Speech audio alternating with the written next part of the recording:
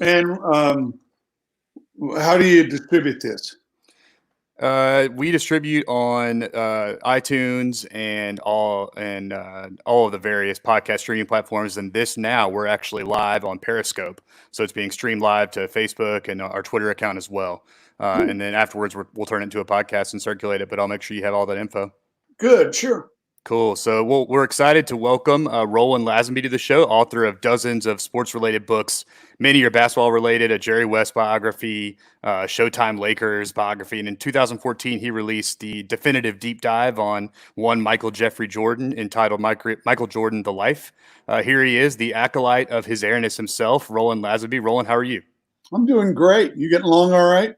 I'm good. So, what are you up to in these wild pandemic times? I think they're probably pretty good for a writer. It kind of forces your hand to get down to business and get in your bunker and start writing, I imagine.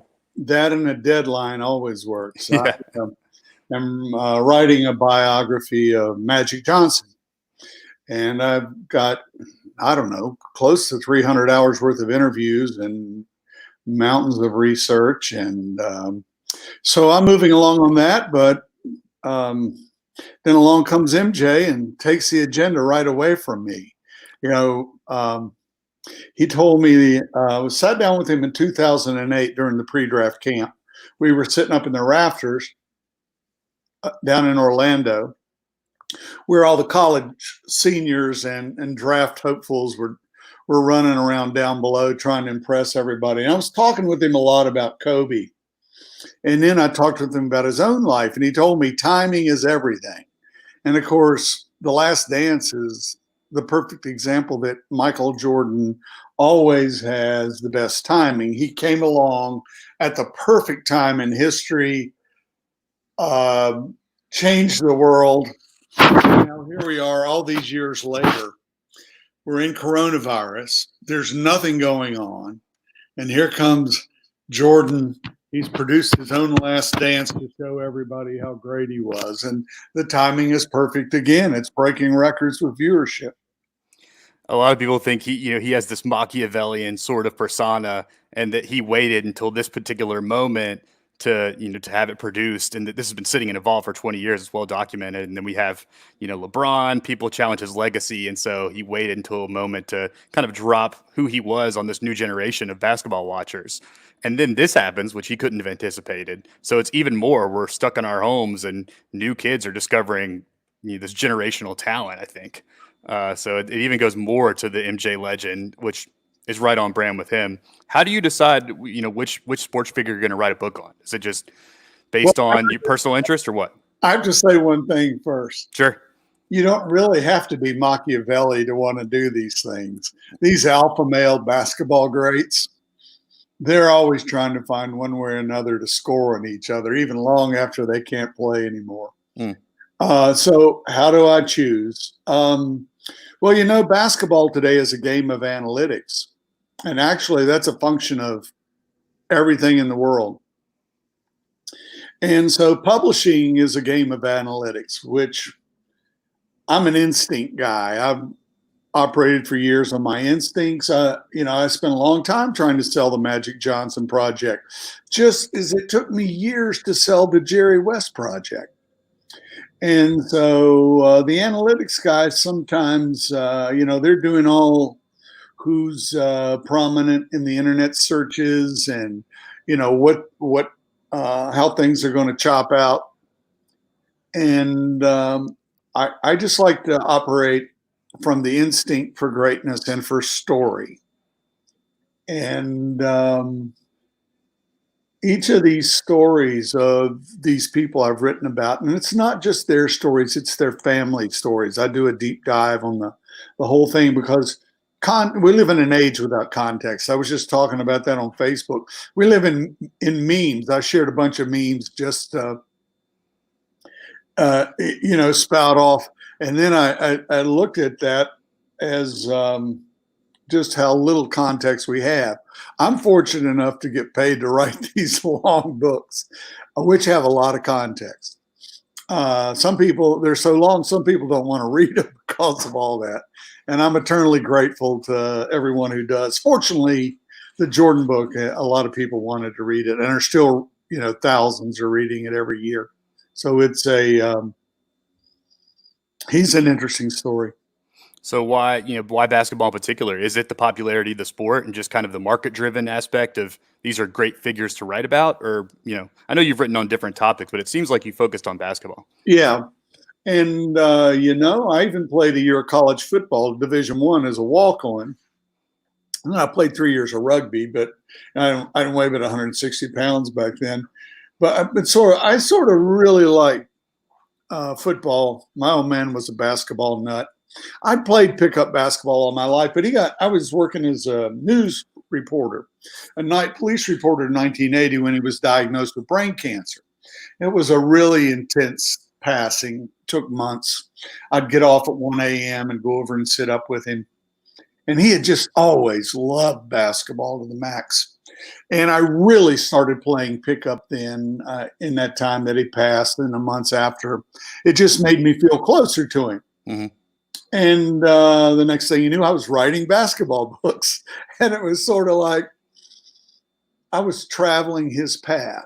But it wasn't until I did the Michael Jordan book that I really understood the dynamic, because so much of Michael's life is really yelling across time at his old man. Now, he loved his old man dearly, but Michael felt that sting of fatherly disapproval, and that's a sting that never stops. And so much of Michael's life was proving every night to his old man, and it went on long after his old man, who used to favor Michael's older brother, Larry, long after his father gave up that and, just was head over heels proud of his son. But there was still that unleashed nuclear reactor in Michael where, and that's sort of true. It's almost some kind of strange homing device in all of us, the things that sort of set us on our paths. That's a long answer. I apologize. No, happy to hear you talk about it. So that makes sense. It sounds like, your experience with your dad, you kind of have something in common with Michael. Maybe writing that, you realize that basketball can kind of be the thing that ties familial generations together. That's the reason I like these family stories. There's a great study of the mothers. You're looking at all the perfectionism and drive it takes to be. This is not easy stuff. These people that do these things and play at this very, very high level, they're just different creatures. And the family stories are one of the ways that we all begin to understand them a little better and have a little better sense of who they are. So was Jordan the white whale in your sports writing career? Was he the one you had sort of circled on the calendar and said, once I get this, that's when I've made it? Or, did you anticipate never getting there? No, I didn't even think about it. I really was at a low spot. I'd started really writing my first, I was a news writer, covering crime in courts and all the heartbreak the world can get together for you. And I went to grad school while I was going full time. I went to the writing program at Roland University. And the first day of grad class, the instructor said, if you're going to be a writer, you really ought to write a book, get it started right away. I was 29 at the time.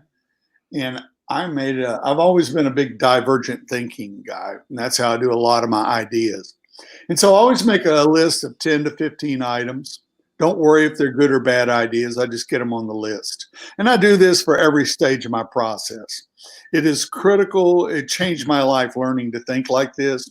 And you're basically getting the heart of the college course I taught for 21 years. And divergent thinking basically was a list of 15 good book ideas. And item number 7 on that list changed my life. And so a lot of people want to rush and do 3 or 4 quick ideas. You really need to trot out the whole thing. So item number 7 was a book about Ralph Sampson, who was starring at the University of Virginia, totally changing the culture of the state, really changing everything about Virginia. And I wanted to write the cultural story of that, the family story. And that really got me off and running as a writer. John Thompson read it and Georgetown hired me to do their 1984 national championship book, and so I was moving through a series of contracts and learning as I went. All of them driven by that sort of thinking, divergent thinking, where you make lists of possible great answers and then converge on the one that seems best. Cool. We'll have the listeners of this podcast apply for small credit from your curriculum. Maybe they'll get it. Yeah, good. So The whole course now they can graduate. So you mentioned your process earlier. It sounds like you get hundreds of hours of interviews, and then you just do a ton of research. So explain to me how that all comes together. You talked to Michael. It sounds like during writing this particular book, and then are you doing phone interviews or just whatever you can get? Right. I do lots of phone interviews. For years, I was sort of this scavenger running around the NBA. And coming out of the '80s, man. You could get an NBA credential if you were writing about them for the most part. And you had access to all the locker rooms, practices, you could arrange interviews. The NBA was open range back then. It was friendly. You got to know people. And that began to change.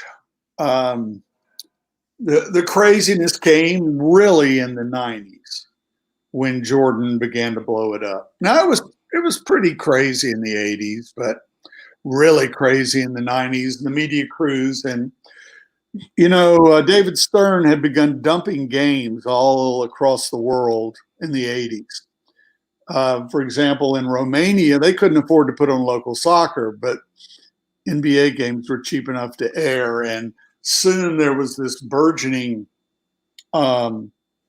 sale of all kinds of T-shirts and shoes and caps and so the NBA went from a few $100 million to well over $1 billion in those kinds of sales, and they were just very smartly driving the interest for American basketball. But it wouldn't have mattered much if you hadn't had Jordan just be this fascinating figure, and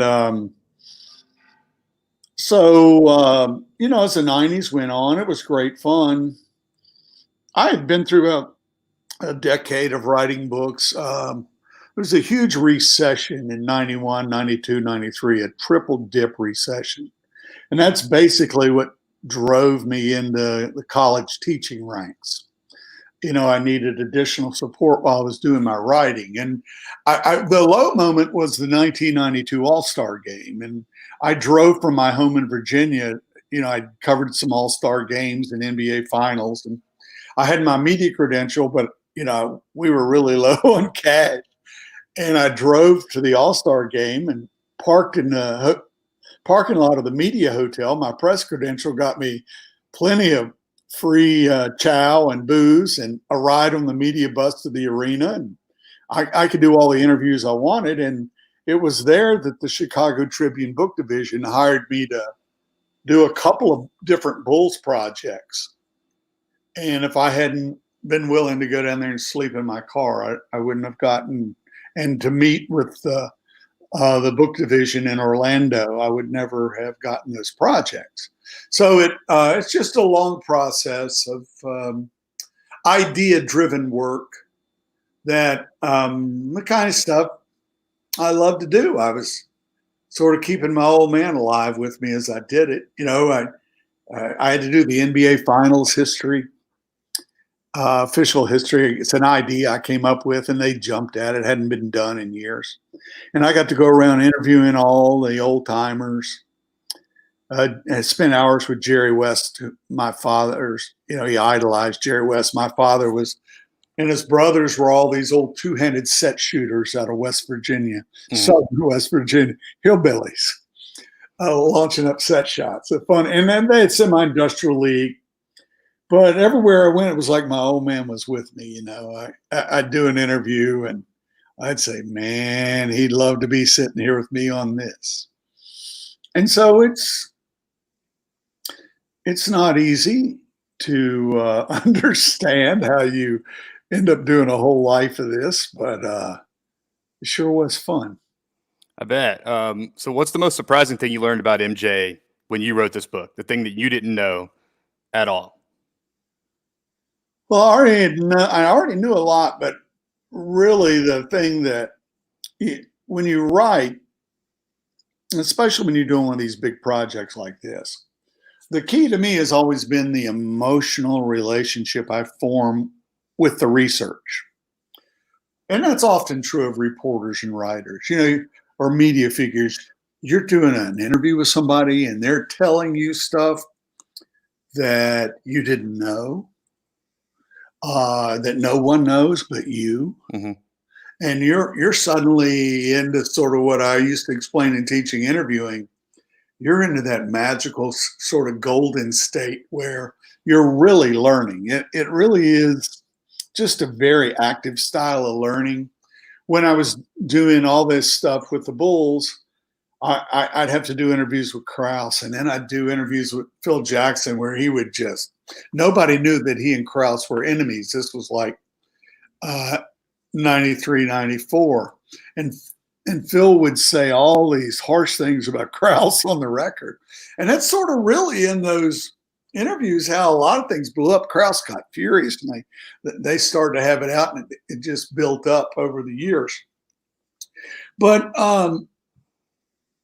being able to do all those interviews, whether it's every kind of thing. But I really had a lot of fun with Jordan, to finally answer your question, as I was really finding out where he came from, who his people were. And, we really have no idea of race in this country. You really have to dig back into the records and to look. It was really, if you're just honest about it, it was a terrorist campaign run against African Americans, and it was a caste system to keep them as cheap labor. And the newspapers played a part in that, because whenever they had all this violent stuff they were doing, lynching, and you could just get it and read it in the newspapers of yesteryear like you're reading about a car wreck, But the newspapers would describe it in really violent language. And they were, back then the information was newspapers, and they were really communicating the terrorism for the people running the caste system. It was all part of things. And so it's fun for me to look at how the ancestors of these great basketball players came through this system that would buckle anybody. And then to see the ways they adapted and prospered. And, a lot of that stuff is sort of on the trash heap of history. You don't think about the mule and sharecropping or moonshining and how important that was as a cash crop to all those. And this is black or white sharecroppers and tenant farmers. And so all the stories of this, all the violence, all the fear. You get into a place like Mississippi, where Magic's father is from, or North Carolina, where Magic's mother is from. And Michael, North Carolina had more Klan members than all the other southern states combined. And so I enjoy the basketball. I love it. But I like to bring a sense of the whole picture to people. Just straight up, it's just a series of facts. It comes from accounts of the time. It comes from census records. It comes from calling up distant family members who lived in the community and know all about this great grandparent. And it's amazing the people you find that connect to family. It's amazing the mothers, and there are all kinds of different women, but they have a huge impact on the competitive nature of their sons. And Jerry West, his people were the colonial governors of Virginia, Lord De La Warr, Delaware River, Delaware Indians, state of Delaware, all is from De La Warr, Sir Thomas West. And so Jerry West people come to this country, as part of the nobility. And at some point along the line, a couple of generations, one of the sons gets kicked out of the family and has to go over to West Virginia, which is this wild country. And that's how Jerry's line of the famous De La War nobility ends up being dirt scratching hillbillies. And so that a lot of these background stories are sagas. And, you know, it's fun to tell the whole thing. And I'll add one final key to it. These figures like MJ, especially MJ, but Kobe and LeBron, they become global cultural figures. And that is a crazy phenomenon of the last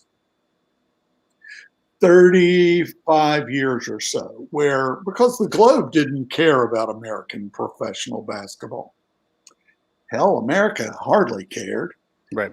And so now it's blown up into the biggest thing going. And here in the time of Corona 19, it is what it is. It is everything just about in the sporting world.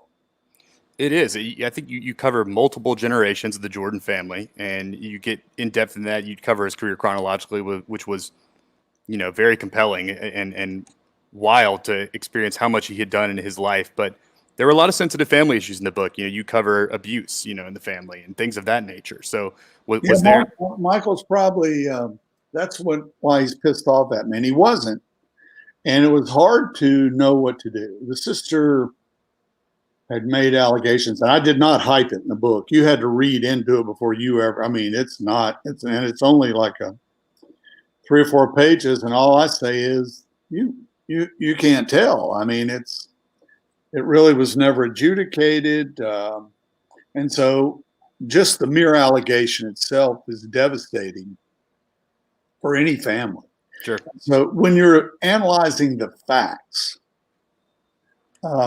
doing a biography, I still wasn't sure I was going to mention it. His sister wrote a book about it. It was independently published. I still wasn't sure. You couldn't find the book. I still wasn't sure I was going to write about it, but I was doing research at the UNC library, and there was her book on special collections. If you're doing a biography and you're trying to explain the family, I still can't sit here and tell you I'm 100% comfortable with reporting that. But it was, to dismiss the sister as insane, well, psychoanalysts will tell you one of the great ways to go insane is to be abused by your father. I have no idea. I'm not trying to make the case for or against the sexual abuse that is alleged of James Jordan against his oldest daughter. I don't know. I just reported it as a fact that hit like a quake in the family. Sure. And I mean, and he's notorious, MJ is, for controlling his own narrative in the media. So Right. I was curious when I came across elements like that. And that just jumped out in particular, obviously, did he have to sign off on this book before it was published? Or was this just, I'm reporting the facts, and obviously not, he didn't sign off. So, Right. Yeah.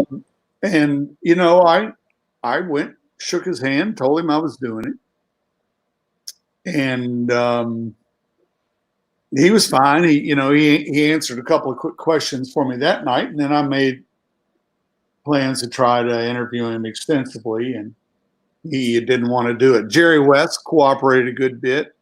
That was different. His family cooperated a lot, but they were in a disagreement over their father.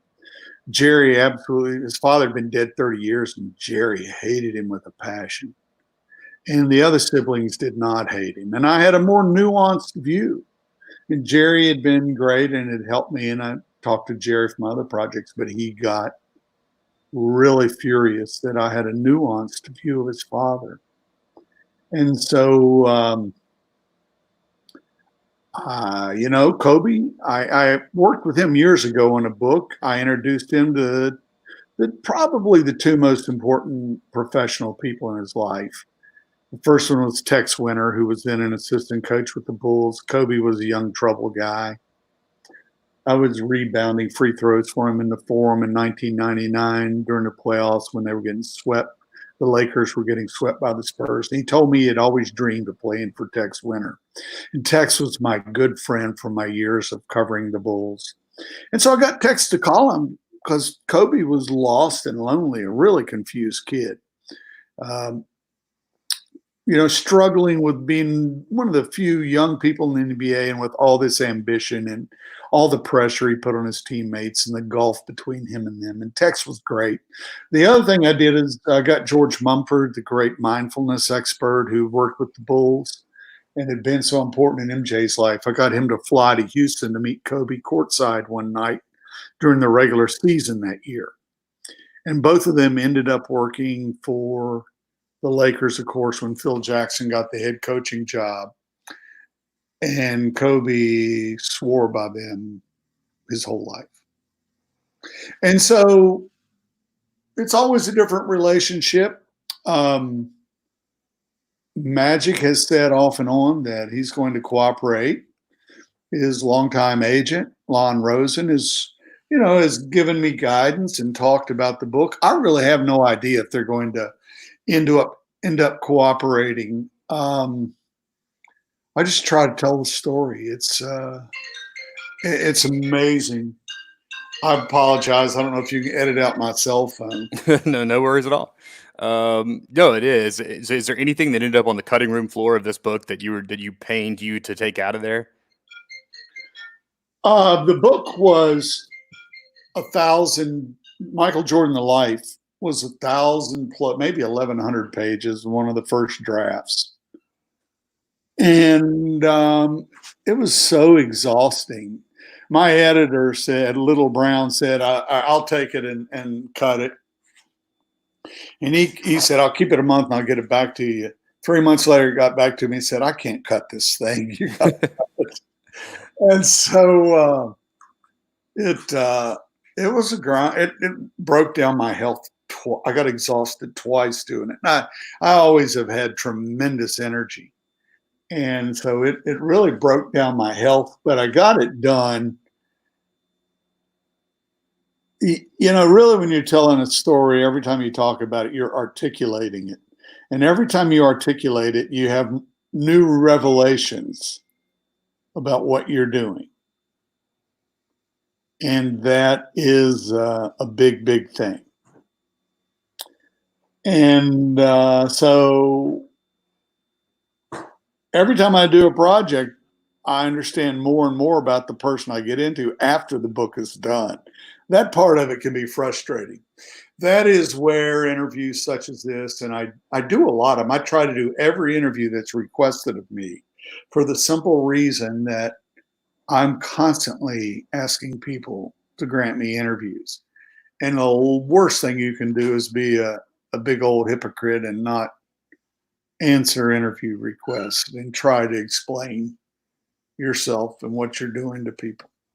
Well, appreciate that, Roland. I try to pay it forward as well. I call The Last Dance like it's like drinking a natural light, and your book is like a heavy bodied IPA or porter. So what are your thoughts on the documentary so far, and has it made you kind of look back on your writing process at all? No doubt it's cast your book back into the limelight to some degree, I have to imagine.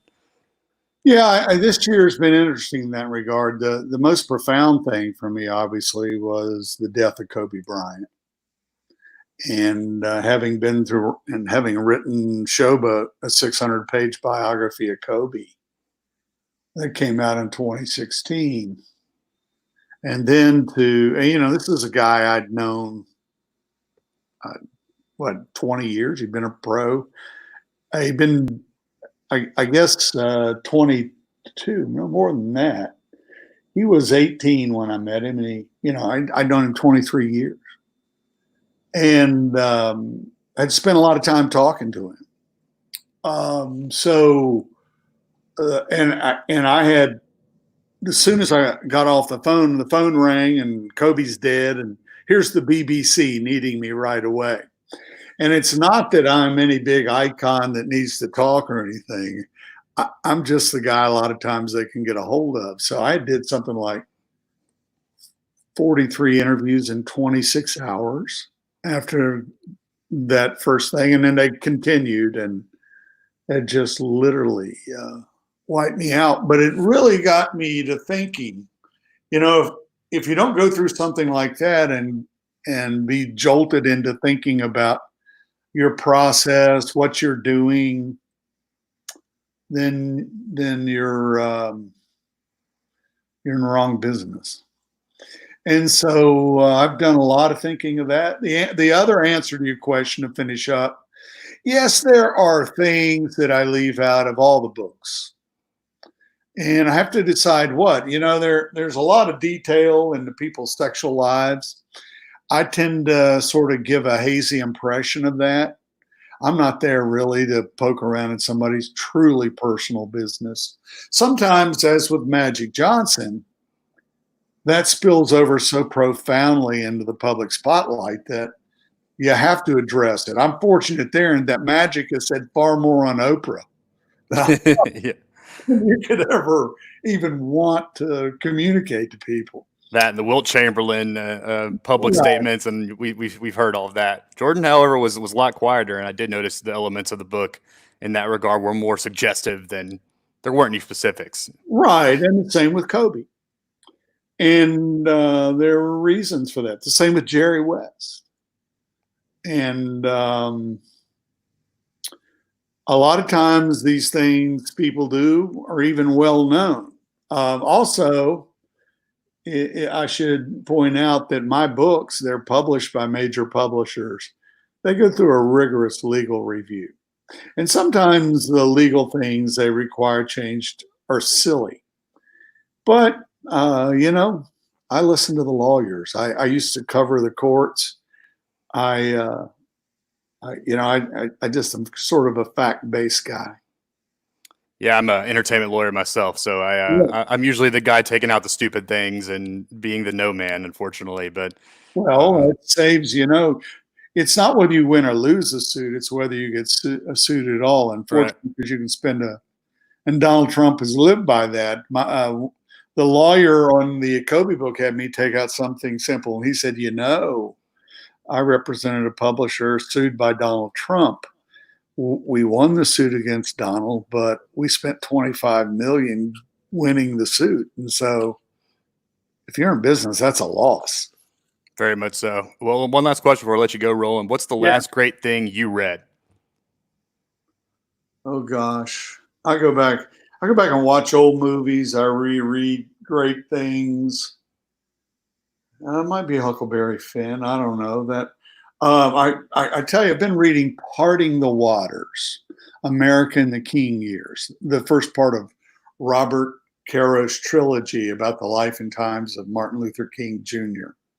And I read it's 1,000-page book. I don't, and I'll read a book. I read a book like Robert Caro's first part of his series on LBJ.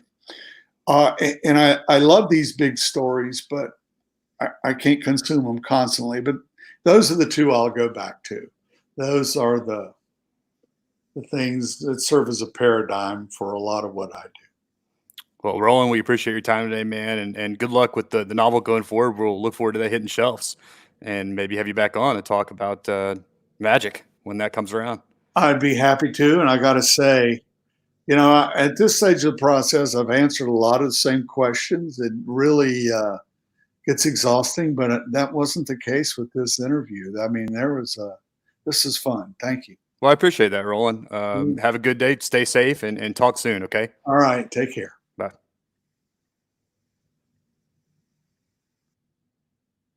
All right. Well, that was Roland Lazenby, the author of Michael Jordan: The Life, kind of the pivotal biography of Michael Jordan, and one of the 2 or 3 books you'll see if you at all search books about Jordan. He gave a lot of good insight into his process and how he ended up writing, how he got where he did, and a lot of really important stuff there. And it's a really good book. I highly recommend you to check that out. I will definitely be checking out his other sports books. He's a talented writer and someone that really dives in and tells you the whole story as opposed to the bits that we see on ESPN or whatever. So I feel like when I'm watching the Last Dance Jordan documentary, when having read this book, I now feel like I've read Game of Thrones already, and I'm watching the show, and I'm that person that constantly points out stuff that that isn't in the show, but I know because I read the book. So if you want to be that kind of person, then go ahead and take this book in. It's good. And with that, have a good Thursday, everyone. Check out the other podcasts in the Barn Burner Podcast Network, available to you and wherever you get your podcasts. We have the Theater and College Hoops guys are doing a countdown of the top 50 basketball programs, college basketball programs in the country. We have some In the Can episodes coming up, and of course our Backdoor Cut stream where we have Memphis Grizzlies and Memphis Tigers stuff. So check out everything. Check out the website at www.the-barnburner.com. And thanks for listening, y'all. Talk soon.